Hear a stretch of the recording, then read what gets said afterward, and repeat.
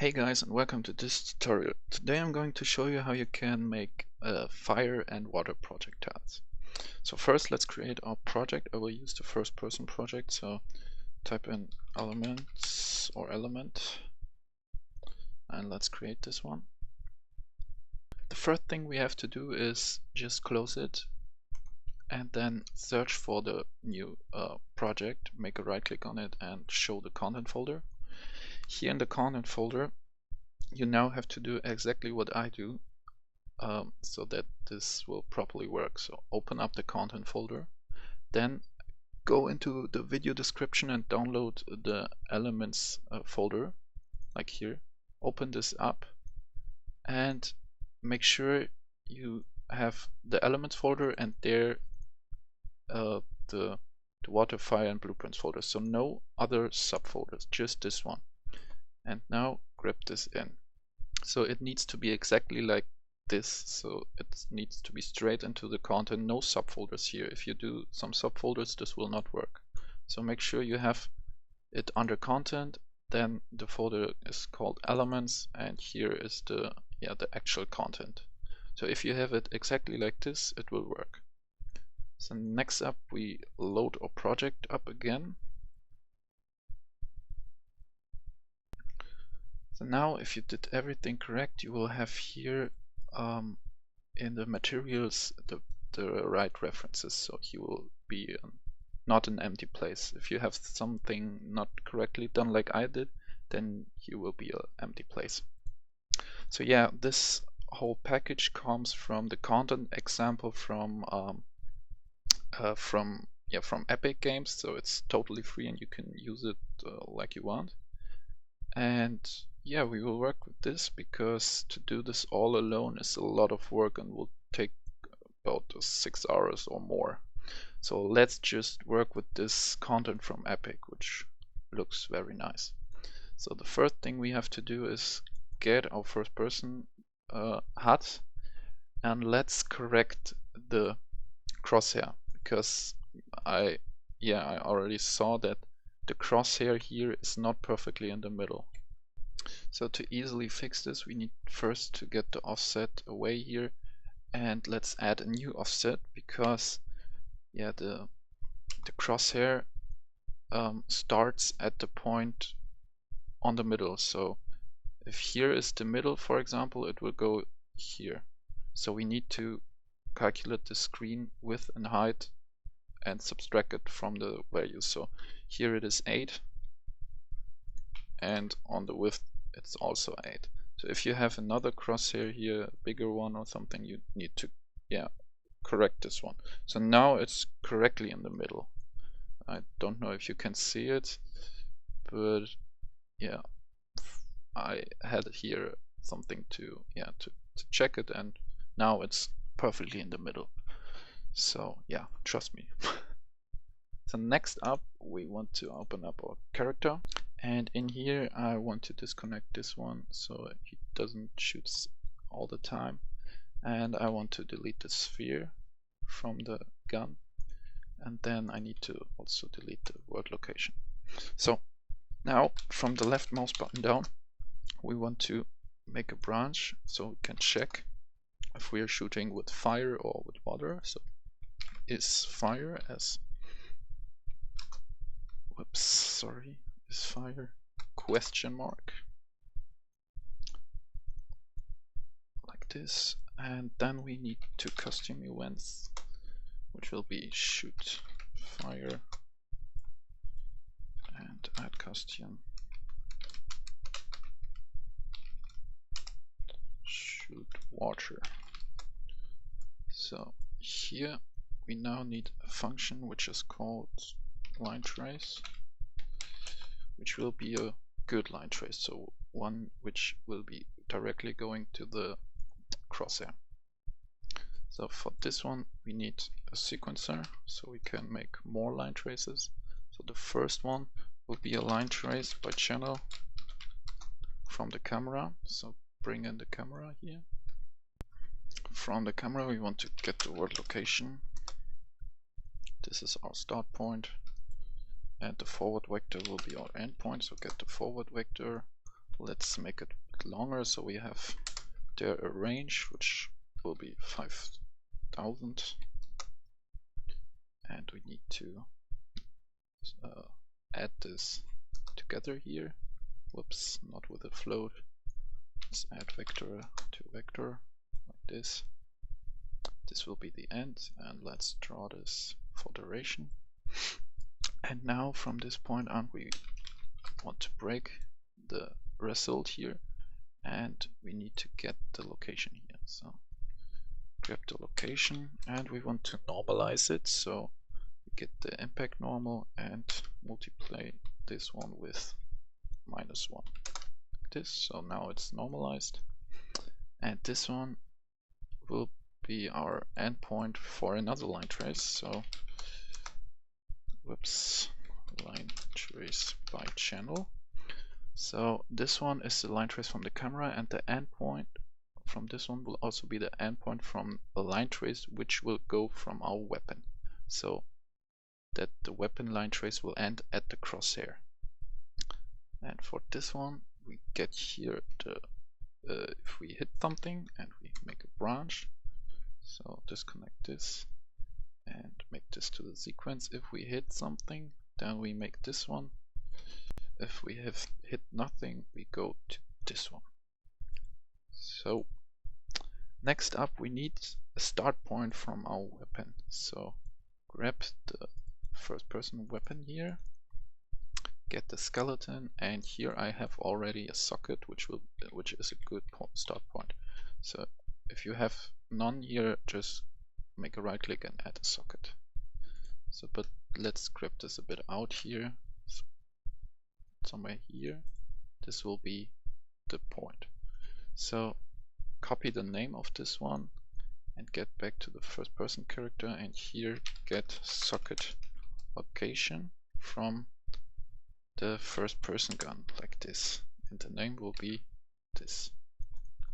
So this one will be our start point for the line trace, and of course start point for this line trace. But the end point, if we hit nothing, is not the end of the crosshair, but the end of the forward vector. So grab this. So here it is the impact point, and here it is just the end point. So next up we can just spawn our actors here. So we spawn actor from class. Let's get some space. And let's add the fire one here. Maybe I can now show you the fire projectile. So this one came also with the content example. You can here read it up. Here are a lot of tips and what they actually do. So here is our projectile. So here we have the movement. If you click here on the eye and show only modified properties, you will see that what eye or what epic changed. So here I changed the speed to 1500 and the gravity to 0, so it goes in a straight line and has no bullet drop.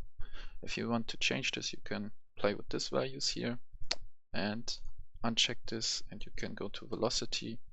I highly recommend you to leave it as it is, because this one works perfectly for me, that the projectile now follows a line trace. If you change here anything, it will not correctly follow the line trace. So back in the event graph, everything we do here is we grab the velocity, grab the rotation of the actor and rotate it together. Then we make the velocity of the movement to this velocity. Then we have a timeline which determines how long this projectile lives. I think I set it to 2 seconds. Here it's still to 1. And then the actual value in 2 seconds, it shrinks the actor, so it will be scaled down, the actor here. So and after it's finished, it will try to actually toggle the activity of the particle system. If this not works and the delay is over, it just destroys the actor. And here we have the spawn at location an emitter. which is an explosion or a splash. So yeah, it's very simple and easy here. So yeah, this is the one we will use. And for the span transform of this actor, we want to actually make transform. And the location here, the start location from where it should be spawned, is the socket location. Whoops, misclicked. This one.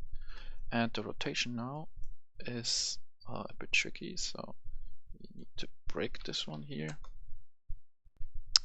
Then we need to get the trace end and find a look at rotation. So this one finds out or calculates the rotation between a start point and an end point. So here we want to have the rotation from the start point, so from the socket to the trace end. This rotation we make to our fire rotation or projectile rotation. Oh, not exactly. Here I did a mistake. This was the thing I've really searched for a lot. And it's just very simple. If you just connect it, it will not go on the line trace, it will be above the line trace. So to fix this, we just subtract here another float of 3, and then it will go on the line trace like this. And don't forget here to always spawn ignore collisions, compile and save. And for the thing under, let's copy this up, let's paste this in and connect those together. And actually from here also have the location which comes from the socket location and the start point which also comes from the socket location. And don't forget to connect here the hit to this one. So yeah, that's it almost. Let's here make this for duration, this one for duration, compile and save. Go back to the event graph. Let's grab this line trace here, shoot fire, or let's trace fire. That's a better name for this one. And if it's true, we want to shoot fire. So let's check if he already spawns the fire correctly. Yeah. So that you can see this better, I will show you how you can slow down the time. So we need a keyboard press, so we'll use V. Then we want to get world, not world, get global time dilation, and not get, set global time dilation. So this one can slow down the game or speed it up. We will slow down it by 0.1. So then we actually need to get player controller. So you want it to be a bit faster, so we set time, custom time dilation to 5, like this. So now we have this world slowed down by 5, but the character,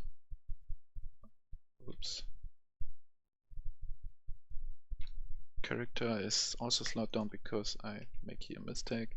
Get player character and not controller. So like this. Now if we press V, we can walk normal and the world is slowed down.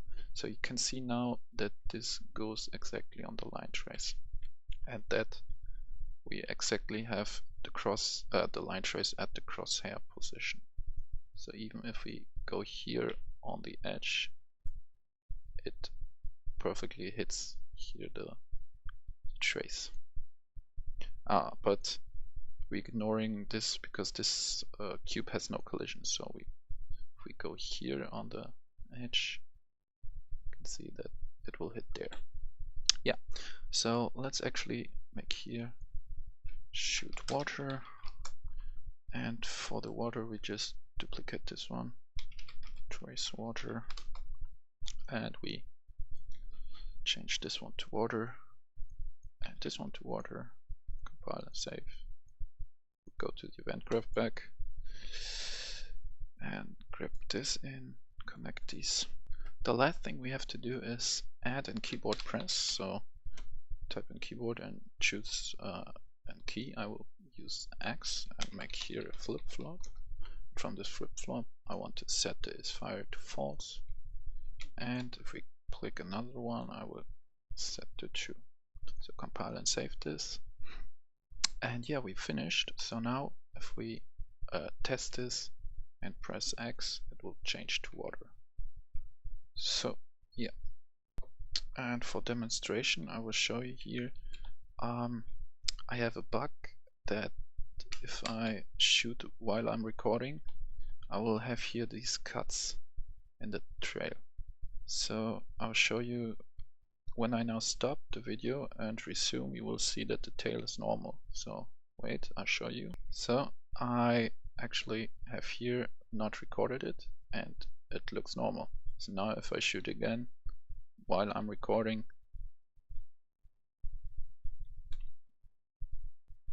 and now I'm recording again, and it's already again cut it down. So yeah, that's just a bug from my recording system. So if you have any questions or wishes, leave a comment below, and yeah, thanks for watching. Bye.